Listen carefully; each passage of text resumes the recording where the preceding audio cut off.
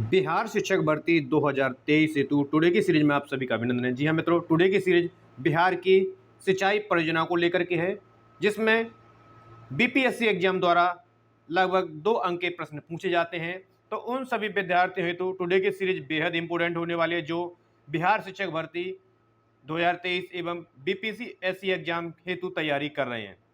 तो यदि आप हमारे चैनल पर पहली बार विजिट कर रहे हैं तो चैनल को सब्सक्राइब करते हुए पास में जो बेल आइकन है उसको प्रेस करेंगे, ताकि समय से लेटेस्ट वीडियो का नोटिफिकेशन आपको मिलता रहेगा। और जिन विद्यार्थियों द्वारा हमारी प्रीवियस वीडियो जो कि बिहार के जलप्रपात एवं झीलों को लेकर के थी, यदि वह नहीं देखी गई है तो उसका लिंक वीडियो के डिस्क्रिप्शन बॉक्स में है, वहां जाकर बेहतर तरीके से चीज़ों को समझते हुए चलेंगे। मित्रों, चलिए टुडे की सीरीज को हम आरंभ करते हैं। प्रमुख सिंचाई परियोजना को अध्ययन करेंगे, जहां से बीपीएससी के एग्जाम में हर बार 1 से 2 क्वेश्चन पूछे जाते हैं।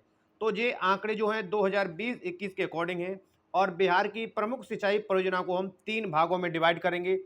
तो पहले जो भाग है कुल सिंचाई क्षमता, कुल सिंचाई क्षमता के अकॉर्डिंग डेटा को हम याद करेंगे। और दूसरी जो है बृहद या मध्यम सिंचाई क्षमता के अकॉर्डिंग हम डेटा को रीड करेंगे। और जो तीसरी है लघु सिंचाई क्षमता, तो उसके अकॉर्डिंग हम डेटा को रीड करेंगे। और यहां से जो सबसे प्रमुख प्रश्न पूछे जाते हैं कि बिहार में सिंचाई के साधन हैं। तो बिहार में जो सिंचाई के साधन हैं, नहर के माध्यम से, नदियों के माध्यम से, नलकूपों के माध्यम से, तालाब के माध्यम से और पाइन के माध्यम से सिंचाई होती है। तो इनको कितने कितने प्रतिशत किस माध्यम से होती है, तो उसको भी हम रीड करेंगे। तो प्रथम हम पढ़ते हैं कुल सिंचाई की क्षमता के अकॉर्डिंग। कुल सिंचाई की क्षमता के अकॉर्डिंग इसे 2 भागों में भी डिवाइड किया गया है, जिसमें चरम सिंचाई की क्षमता के आंकड़ों के अकॉर्डिंग हमें ध्यान रखना है। तो चरम सिंचाई की क्षमता जो है 117.54 लाख हेक्टेयर है, और सृजित सिंचाई की क्षमता जो कि 80.91 लाख हेक्टेयर है, इसकी वैल्यू। सेकंड जो है बृहद या मध्यम सिंचाई की क्षमता, तो इसकी चरम सिंचाई की क्षमता है 53.53 लाख हेक्टेयर है। सृजित सिंचाई की क्षमता 37.15 लाख हेक्टेयर है। और जो बृहद या मध्यम सिंचाई की जो क्षमता है, इस पर कौन कौन सी नवीन परियोजना, तो जो नवीन परियोजनाएं दुर्गावती जलाशय परियोजना, पश्चिमी कोसी परियोजना, बटेश्वर गंगा पंप नहर परियोजना और चोकन सिंचाई परियोजना आदि जो है इसके अंतर्गत हैं। और जो तीसरी हमारी लघु सिंचाई क्षमता, तो लघु सिंचाई क्षमता के अकॉर्डिंग जो चरम सिंचाई की क्षमता है वो 64.01 लाख हेक्टेयर है। और सृजित सिंचाई की जो क्षमता है लघु सिंचाई क्षमता के अकॉर्डिंग 44.76 लाख हेक्टेयर है, जो कि 69.9% है। कई बार एग्जाम में पूछा गया है, तो स्टार कर लेंगे, उनका स्क्रीनशॉट लेते चलेंगे और आप कंप्लीट वीडियो को देखें, जिससे कि सभी तथ्यों को बेहतर तरीके से आप समझ सकें और आने वाले एग्जाम में बेहतर परफॉर्म कर सकें। बिहार की प्रमुख नहर परियोजनाएं हैं। सीधे सीधे प्रश्न बन सकता है कि निम्न में से बिहार की परियोजनाएं हैं या नहीं, इस तरह प्रश्न बनेगा। या फिर उनके सिंचित क्षेत्र को लेकर के पूछा जा सकता है, जैसे कि बिहार के कुल सिंचित क्षेत्र 30.6% योगदान है कुल सिंचित क्षेत्र का बिहार में। सकल सिंचित क्षेत्र सर्वाधिक किस जिले में है बिहार के में, तो आपको याद रखना है रोहतास जिला, जिसमें 3.72 लाख हेक्टेयर है। और सकल सिंचित क्षेत्र सबसे कम है, इस तरह भी प्रश्न बन सकता है, तो शिवहर जिला बिहार का, जिसमें 0.26 लाख हेक्टेयर है। नहरों से सिंचित सर्वाधिक क्षेत्र जो है या प्रथम स्थान रखते हैं, तो प्रथम स्थान पर है आपका रोहतास। इनका आरोही या अवरोही क्रम भी पूछा जा सकता है, या प्रथम और अंतिम स्थान भी पूछा जा सकता है। तो जिससे 2.80 लाख हेक्टेयर। दूसरे नंबर पर आता है पश्चिमी चंपारण, जो कि 1.85 लाख हेक्टेयर। और तीसरे नंबर पर आता है औरंगाबाद, जो कि 1.44 लाख हेक्टेयर है। औरंगाबाद का नाम वर्तमान में परिवर्तित हो गया है और शामाजी नगर है। कुछ चीज़ें भी ध्यान से समझते चलेंगे जो परिवर्तित हैं। नेक्स्ट है कोसी नदी परियोजना। पूछा जा सकता है कि कोसी नदी परियोजना पर बांध बने हैं, तो बांधों को लेकर के भी प्रश्न बनता है। तो फस्ते बांध कोसी नदी परियोजना पर है। हनुमान नगर अवरोधक बांध जो कि नेपाल में स्थित है, ये भी कोसी नदी परियोजना पर ही बना हुआ है। पूछा जा सकता है कि कोसी नदी परियोजना के अंतर्गत नहरें आती हैं, तो पूर्वी कोसी नहर है जिसका विस्तार क्षेत्र या प्रवाह क्षेत्र को लेकर के प्रश्न बनेगा, तो यह जो सुपौल है, सहरसा, मधेपुरा, पूर्णिया, कटिहार तथा अररिया आदि जिलों में इसका क्या है, विस्तार क्षेत्र है या प्रवाह क्षेत्र। इस तरह पूछा जा सकता है कि पूर्वी कोसी नहर का विस्तार या प्रवाह क्षेत्र निम्न में से है और नहीं है। जो यहाँ से नाम दिए गए हैं वो हैं और इनके अलावा नहीं है, ये दोनों चीज़ें ध्यान रखें। नेक्स्ट है पश्चिमी कोसी नहर।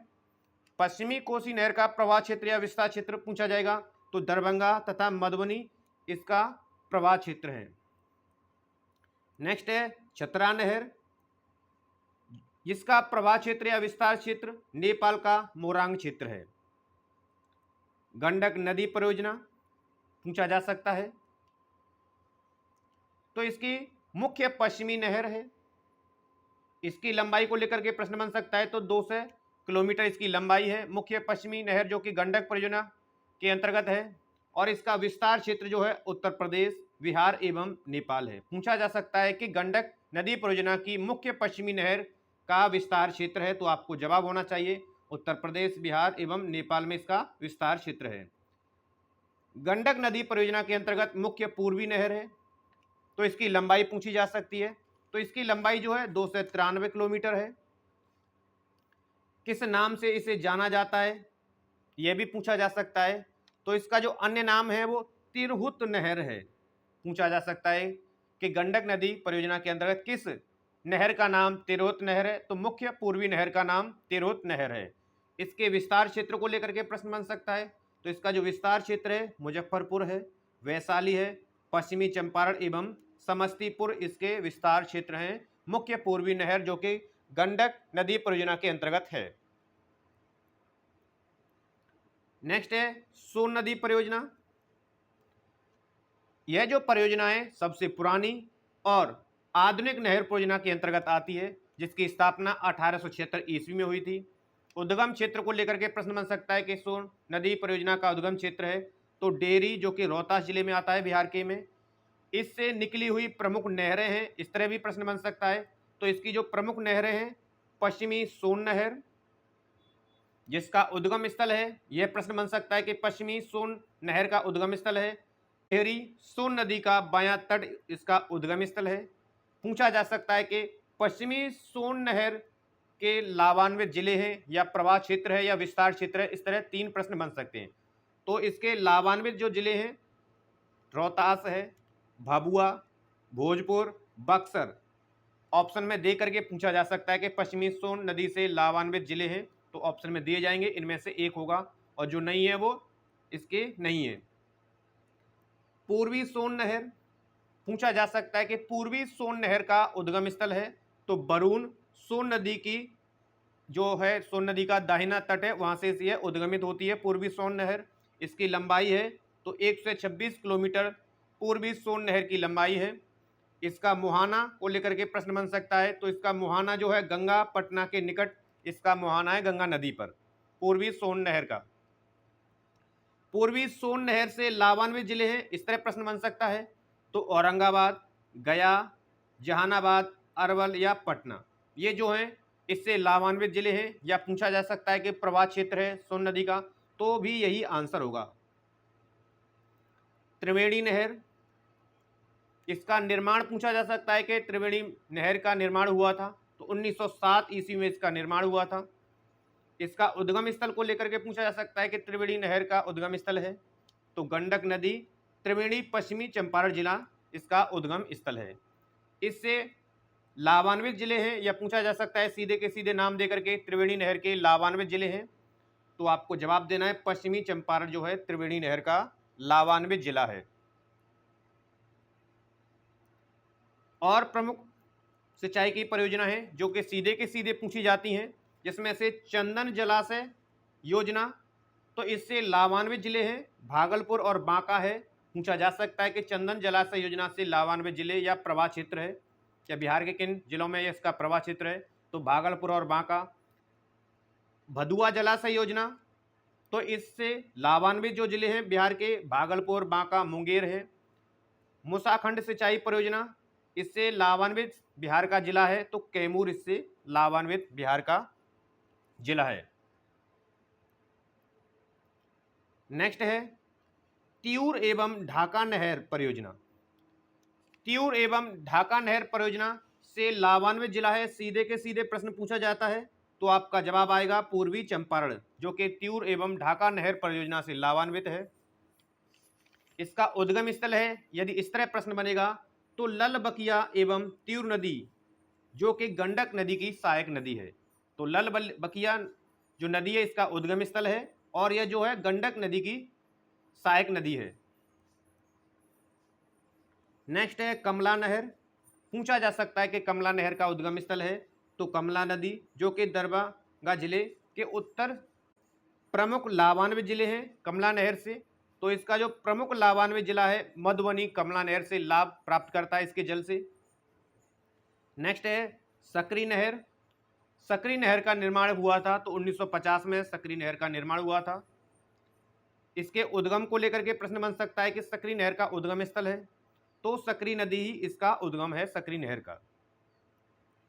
इस नहर से लाभान्वित जिले हैं या प्रवाह क्षेत्र है इसका, इस तरह भी प्रश्न बन सकता है। तो इससे जो लाभान्वित जिले हैं गया है, नवादा है, शेखपुरा एवं नालंदा है। सीधे सीधे एज इट इज ऑप्शन में दे करके पूछा जा सकता है, या फिर नहीं है, इस तरह भी प्रश्न बन सकता है। और भी प्रमुख नहरें हैं, जिसमें से दुर्गावती जलाशय परियोजना है। जो उद्गम स्थल को प्रश्न बनेगा तो इसका उद्गम स्थल स्वयं दुर्गावती नदी है, और इससे प्रमुख लाभान्वित जिले हैं, इस तरह यदि प्रश्न बनता है तो कैमूर एवं रोहतास जो है लाभान्वित जिले हैं।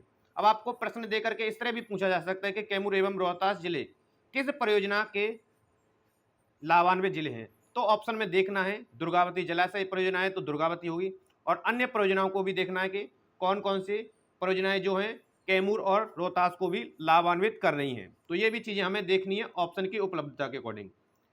नेक्स्ट है बरनार परियोजना, इसका उद्गम स्थल है, तो पूछा जाएगा तो स्वयं बरनार नदी इसका उद्गम स्थल है। इससे लाभान्वित जिले हैं, तो इससे लाभान्वित जिला है जुमई। अब जुमई को लेकर के सीधा का सीधा प्रश्न बने तो आपका जवाब होना चाहिए बरनार परियोजना से लाभान्वित जिला है जुमई। नेक्स्ट है बागमती परियोजना, तो बागमती परियोजना प्रमुख लाभान्वित जिले हैं इसके, तो सीतामढ़ी है, पूर्वी चंपारण, मुजफ्फरपुर तथा शिवहर इस नदी या बागमती नहर परियोजना से लाभान्वित जिले हैं। प्रमुख विद्युत परियोजनाएं हैं, जल विद्युत परियोजनाएं, जो कि सीधे के सीधे आपके एग्जाम में पूछी गई हैं और आने वाले एग्जाम में एज इट इज सीधे के सीधे पूछी जा सकती हैं कि यह परियोजना बिहार के किस जिले से संबंध रखती है। तो डेहरी जल विद्युत परियोजना जो कि बिहार के रोहतास जिले में है, और बरुण जल विद्युत परियोजना जो कि बिहार के औरंगाबाद जिले में है। वाल्मीकि नहर जल विद्युत परियोजना जो कि पश्चिमी चंपारण में है, और कटैया जल विद्युत परियोजना जो कि सुपौल में स्थित है। चीज़ों को ध्यान से समझते चलेंगे और महत्वपूर्ण तथ्यों को स्क्रीनशॉट लेते हुए। अगनूर जल विद्युत परियोजना जो कि अरवल जिले में है बिहार के। नासरीगंज जल विद्युत परियोजना जो कि बिहार के रोहतास में है। त्रिवेणी जल विद्युत परियोजना जो कि बिहार के पश्चिमी चंपारण में है, और सिरखिंडा जल विद्युत परियोजना जो कि बिहार के रोहतास जिले में है। बेलसार जल विद्युत परियोजना जो कि अरवल में है, और सेवारी जल विद्युत परियोजना जो कि बिहार के रोहतास जिले में है।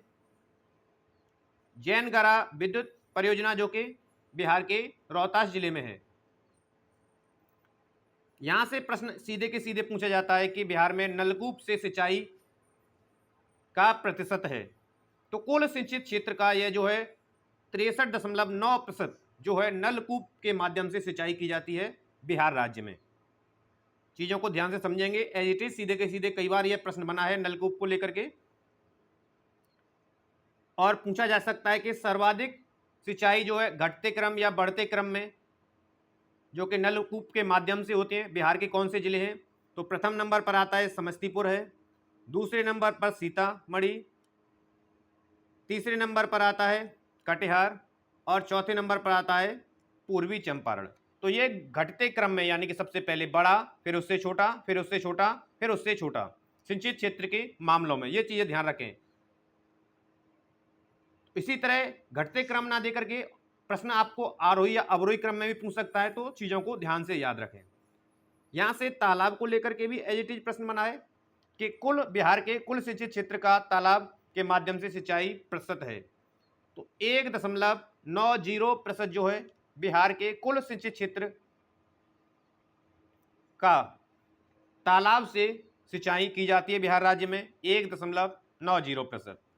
लगभग यदि हेक्टेयर में हम भूमि की सिंचाई की बात करेंगे तो 1 से 15,000 हेक्टेयर भूमि जो है तालाबों से सिंचाई की जाती है बिहार की। यहां पर भी सर्वाधिक सिंचाई के जिले हैं बिहार के, पूछा जा सकता है कि तालाबों के माध्यम से सिंचाई के जिले हैं बिहार के, तो ये भी घटते क्रम में है, जिसमें से दरभंगा, शेखपुरा, सीतामढ़ी, जमुई तथा सीवान है। आरोही अवरोही क्रम को लेकर के अधिकतर ये प्रश्न बने हैं, तो इन चीज़ों को ध्यान से स्क्रीनशॉट ले लें और नोट कर लें। नेक्स्ट जो माध्यम है बिहार का पाइन। पाइन जो होते हैं छोटे छोटे जैसे नहरें होती हैं, उससे नाले जो निकलते हैं, नाले टाइप को बिहार में उन्हें पाइन कहा जाता है, जिसे कृत्रिम कच्ची नहर जैसी सिंचाई प्रणाली है ये एक तरह से जो पाइन है, और ये अत्यंत प्राचीन प्रणाली है। पूछा जा सकता है कि बिहार राज्य की जो है प्राचीन सिंचाई प्रणाली है, तो आपका जवाब पाइन होगा। किस काल से ये संबंध रखती है? तो ये मौर्यकालीन सिंचाई प्रणाली है। जो छोटे छोटे इस तरह के नाले होते हैं उनके माध्यम से सिंचाई की जाती है। तो इससे लाभान्वित प्रमुख जिले हैं पाइन सिंचाई प्रणाली से, जैसे गया है, नवादा, जमुई, बांका एवं भागलपुर जो है पाइन सिंचाई प्रणाली से लाभान्वित जिले हैं बिहार के, पूछा जा सकता है। तो यह पूछा जाएगा कि पाइन के प्रमुख भाग होते हैं, तो आहार, ये पाइन का मुहायना होता है, यानी इस तरह ये होती है, तो ये मुहाना जो है ये इसे आहार कहा जाता है। करहास, जो खेतों के समीप सबसे छोटी पाइन की शाखा होती है उसे करहास कहा जाता है।